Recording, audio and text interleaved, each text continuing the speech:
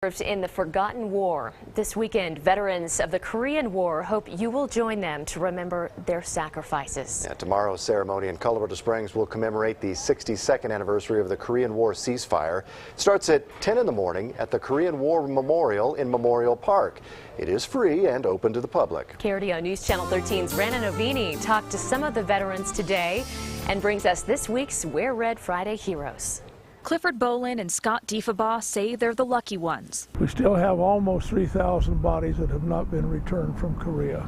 Survivors of the forgotten war. Most of the people in the United States are not really familiar with the Korean War. Soldiers who were willing to pay the ultimate sacrifice. I was born and grew up in Arkansas during the Depression in a poor family.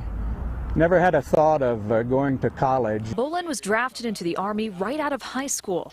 The Korean War had already started. Because I could type, they hired me as a computer clerk. For a long time it wasn't even called a war, it was called a conflict. Diefabaugh served in World War II.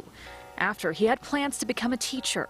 I graduated from college in June of '50. But on the day he was scheduled to report to teach, his reserve unit was called to active duty. Battle of the Chosin Reservoir, where the Marines lost so many people, was called Frozen Chosin. Now Diefabaugh and Bolin call Colorado Springs home.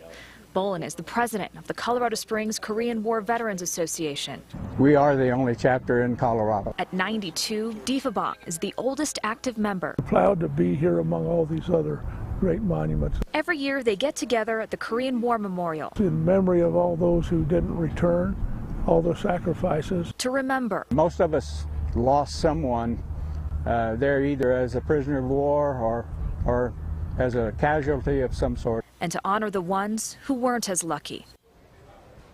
And once again, that memorial is tomorrow at Memorial Park. It starts at 10 o'clock. It's free and open to the public.